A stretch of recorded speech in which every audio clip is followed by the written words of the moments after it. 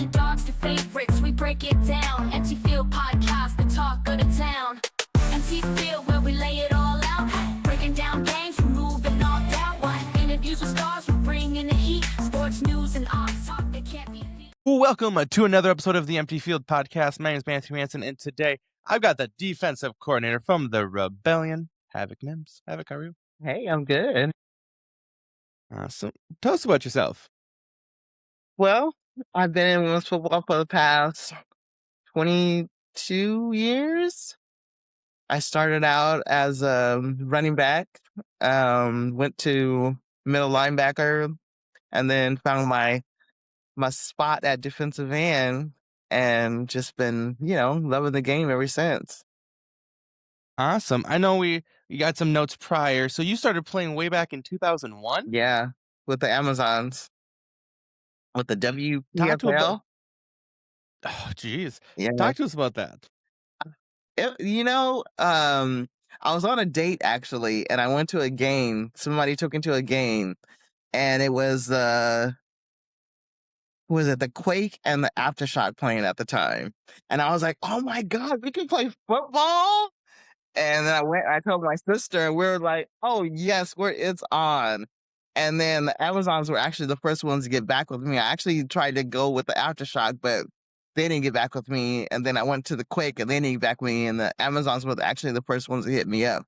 So that's where me and my sister ended up at the time. Awesome. So how has it been different from, say, 2001 to now 2026? It's like the game is just keeps on improving.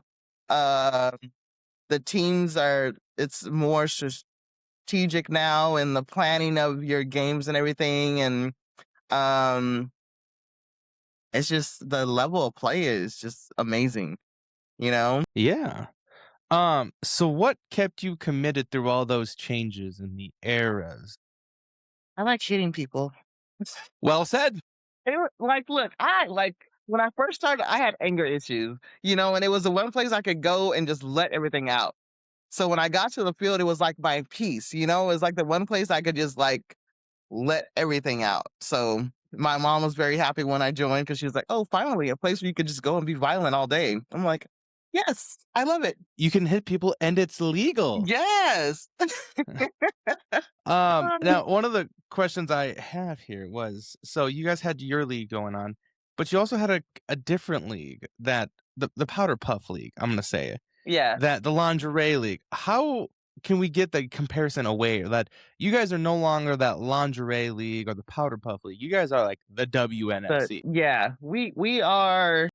It should be the WNFL, pretty much. It's like nothing against, I think the Powder Puff was like a great beginning. I played lingerie, and let me tell you, people can hate on those girls all they want to. We worked our asses off. Our coaches, our workouts were no joke. And then game day is lingerie is a lot faster, because it's 7-on-7, so you need a lot more speed, and there's not a lot of time to think. You got to go. But to progress to that, to tackle, it's heaven. So you did step away from the game for a bit to be a personal trainer. I did. What did that break teach you? Never live with regrets. Never step away from something that you really love doing. It's like I loved the personal training. I loved the being outdoors and giving the commands, and, having my own classes and stuff like that. And the money was freaking amazing. But I missed football. I really missed football. What got you into football? Was there a moment? It could have been that date still, but what was there a moment hey, I could started watching it on TV, the NFL. Me and my dad used to watch football. We used to watch football. We used to watch wrestling, and what was the rollerblade? And Yeah, was always boom. Yes. Skinny Minnie Miller. Oh, but I always wanted to play football. It was like we would go outside and we would get all the neighbors together and we would have street ball, back when you could play in the street. You can't play in the street no more. But we would get everybody together and car, take a break. But I was that linebacker. Stop. Before we continue this episode here, are you staying hydrated? No.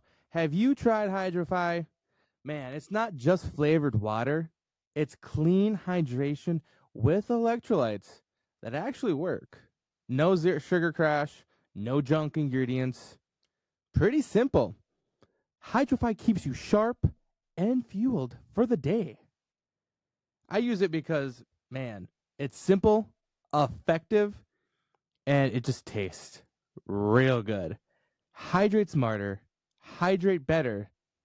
That's Hydrofy. Use promo code MTF to get 10% off your order. Just say, hey, Matt from the Empty Field Podcast sent you. What team were you guys watching when you and your dad were watching? Raiders, Bears. Those were Oh. yeah. Oh. He liked Urlacher. It just had He loved who? Urlacher. Oh, yes, Brian Yes. from the Bears. He was Yes. a great middle Oh my linebacker. God. I just had a Seahawks fan on, so I had to give her shit too. So I'm a Vikings fan. Okay. Ain't nothing wrong with the whole So we're not gonna talk about those guys. Hey. You were close from hanging it up completely. What was going through your mind, and what made you switch to go to the Rebellion? OJ, actually. OJ was like, I'd hate for you to give it up. I know you really love this game. I'd hate to see such a big dog, like, lose interest in it. Why don't you try out the San Diego Rebellion? I was like, well, Ninja is over there. Me and Ninja, like, we go way back. It's like when me and her first met, we were doing 7-on-7 at Staples Center, and we saw each other. She was on Arizona team at the time, and me and her, it was kickoff. We lined up on the edge, and we saw each other, and we were like, okay, it's me or you. And we ran straight at each other, full speed, and just boom, collided, got back up, looked at each other, pointed, and was like, okay, you a real one. And then we played on the Quake for a little bit together, and then it was like, okay, hey, full turn, right? So, like you said, you brought up Nenji. What did that relationship mean to you from playing alongside her and now coaching with her? Ninja's always been a beast, and to be coaching next to her is like just so much experience and knowledge. And to have her wife KO there too is just it's like a whole little mix going on, like this, what are they, like a mega mix. We're just throwing knowledge at each other, and throwing knowledge to players, like, and giving everybody a piece of our experience, and like it just formulates into just this huge ass family that we just explode off of, Yeah. So you suffered an injury in 23. I did. What happened? My leg broke in several places. My ankle dislocated. Oh, snap. Oh yeah, and then it broke in the middle, and it broke some up at the top. Yeah, Ooh. it was eerie because night before I was sitting in the ice bath and my leg went numb, and I was like, what the hell is that? And I'm like, okay. And then before it happened, I was actually going to tap out, and I was like, whatever, I'd rather it happen to me than someone else. And then it happened, and I was like, oh shit, look at there. Was it a play? Yeah. Was it even like a big hit, or was it just a little tap and you went down? It was someone landing, getting pushed into me and being turned, and yeah, the ankle dislocated, and then the leg just snapped. Oh, yeah. Well, because I know of like the non-contact, you're just running and you're down. Yeah, which I've done that before too, which my meniscus went out on me, and the trainer was like, okay, cool, we're gonna scrape you. We call him Dr. Payne, and he got me back 100. Yeah, he's the one that snapped my leg back in place. I'm right on the field. He slid in and was like, okay, you ready for it? And I was like, okay, give me a minute. He just popped, and I was like, oh, thank God, it feels so much better. Yeah, he snapped my leg in place. Some ENTs, Ow! EMTs were not helping. They sucked. Like the hospital in Utah is amazing, but them fucking EMTs can no, they need retraining. Go in there and just pop it. Yeah, Ow! yeah. He's an amazing one. Oh. Dr. Payne is freaking amazing. So what did that injury teach you, like, emotionally and mentally? Well, I had lost my mom 2 years prior, so it was like she was like, "You're gonna be, it's like you're gonna be okay. Even though you're not in the game, you still get to be on the field, And it comes to a point where you have to teach what you've learned. So it's been an honor for me to teach everything that I've learned playing this game. Yeah. You know, So what's harder, playing through the pain or stepping away? stepping away. I played through some pain. I played a championship game with a broken bone in my back. I can play through that. What haven't you injured? I've injured a lot. I've had tennis Oh my elbow where goodness. my elbow kept popping out. Yeah, kept popping that back in. My fingers have all been twerked in some type of way or form or whatever. He's had to tape that up too. I got turf toe in both big toes, so I had a lot of taping. Do I need to, like, wrap you in gauze or something? Bubble wrap to make sure you don't get hurt? That's what he was gonna do one game. He's like, "I'm just gonna wrap you up." I gotta call it a day. So what does it mean to be part of the rebellion now as a defense coordinator? It's still it's you know nothing's really. It's just family. You know, it's family, and it's an honor to teach. It is Yeah. quite the honor to teach. Now, with being part of the rebellion, what kind of legacy do you plan on leaving whenever you decide to hang it up? If that's in 5 years, 10 years, 20 years from now, what kind of legacy you want to leave? I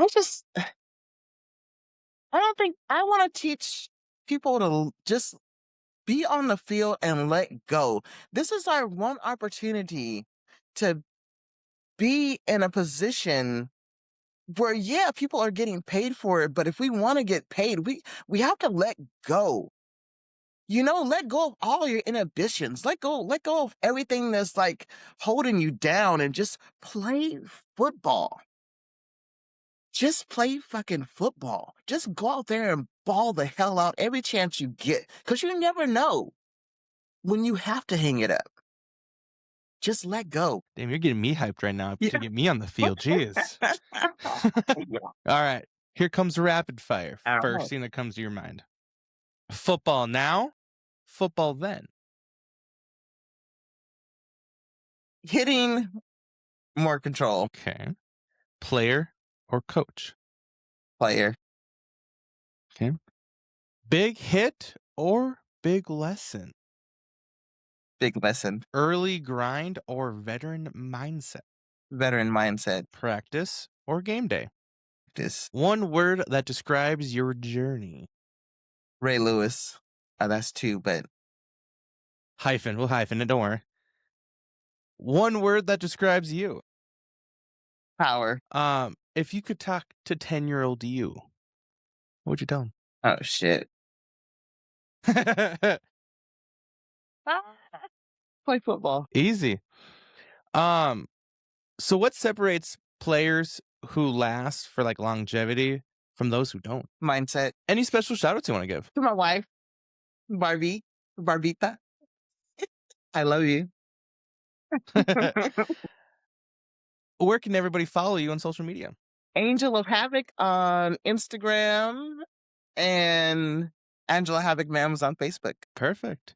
Well, I appreciate you stopping by and talking to us about the early days of football and how you're a trailblazer. Thank you so much. I appreciate you. Fans of One T Media Production, do you guys drink coffee? Sure you do. I, myself, drink quite a bit of coffee, so I always turn to Afuera Coffee for my go-to. It's smooth, it's bold, it's not too heavy. Perfect for that early morning or when you just need to lock in for the day. The best part is, at every purchase, 5% goes back to the great outdoors.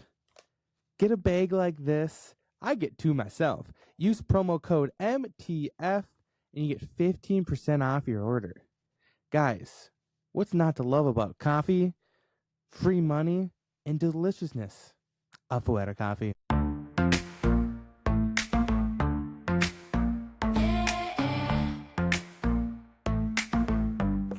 Yeah, MT Field, where the action's real. Sports news and odds, that's our deal. From underdogs to favorites, we break it down. MT Field Podcast.